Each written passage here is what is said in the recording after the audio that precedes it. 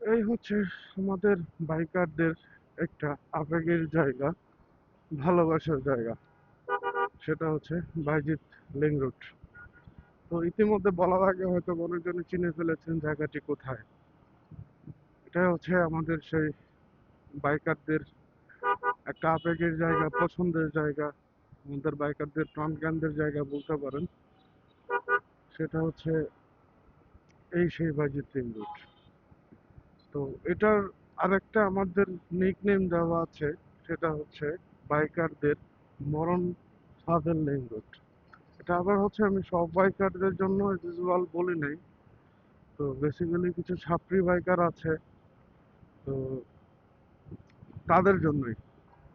তারা এখানে এত পরিমাণে র্যাশ রাইড করে মানে বলার বাইরে। ওদের কর্নারিং অ্যাচিভমেন্ট, তারপর হচ্ছে টানাটানির অ্যাচিভমেন্ট পুরাটা ওরা করবে এখানে এসে।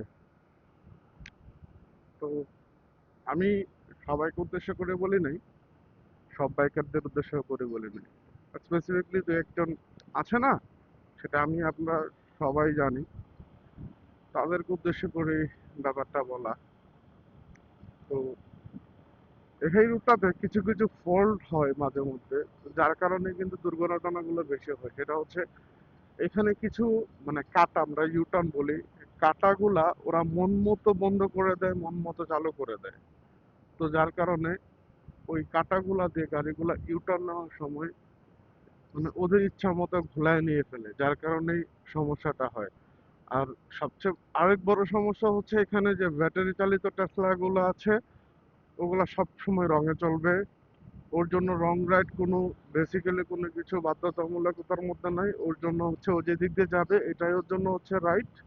হ্যাঁ, ওর জন্য হচ্ছে এটাই রাইট। ওর জন্য কোনো রাইট রং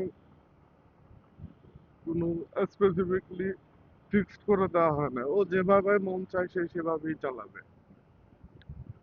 সিএনজি গুলো অনেক সময় দেখি তাদের মতো অবুঝ প্রাণীর মতো রঙে চলে আসে, রং দিয়ে যায়। আবার অনেক সময় বাইকাররাও দেখা যায় ধুমধাম রং মারি দিই, টানাটানি করে। তো এই কিছু কিছু ব্যাপার জনিত রিলেটেড সমস্যাগুলো নিয়েই কিন্তু বেসিক্যালি দুর্ঘটনাগুলো হয়। তো আমার কথা হচ্ছে রোডের অবস্থা যাই থাকুক না থাকুক, এটা আমি আপনি চাইলে একা কিছু করা সম্ভব না। রাস্তা আমার, রাস্তা ওদের, রাস্তা সবার। যার যার বাক স্বাধীনতার মাধ্যমে তারা গাড়ি চালাবে, এটাই স্বাভাবিক। এখন কথা হচ্ছে আমার সাবধানতা অবলম্বন করে আমার সেফটি বুঝে আমি আমার রুলসে গাড়ি চালাবো। এখন আমার নিজের বাক স্বাধীনতাটাই যদি আমি হারিয়ে ফেলি এই রাস্তায় এসে, তাহলে তো ভাবা হলো না যে কোনো একটা প্রবলেম ইস্যু হইতেই পারে, থাকতেই পারে। তো এই হলো অবস্থা। এত সুন্দর ন্যাচারাল প্রাকৃতি, মানে তার মধ্যে আজকের এই ওয়েদারটা, সবকিছু মিলে জমে এত পরিমাণের ভিড়, যা মানে আসলে বলার বাইরে। আমার গাড়ি আবার হচ্ছে 80-85-র মধ্যে আছে, সামনে V2, সামনে ওটি দিয়ে গেল। যাক, কোনো সমস্যা নয়, যেতে থাকো তুমি তোমার গন্তব্যে, আমিও আছি আমার গন্তব্যে। পিছনে বড় ভাই আছে, উল্টা পাল্টা চালালে লাথি দিয়া নামাই দিব সামনের থেকে।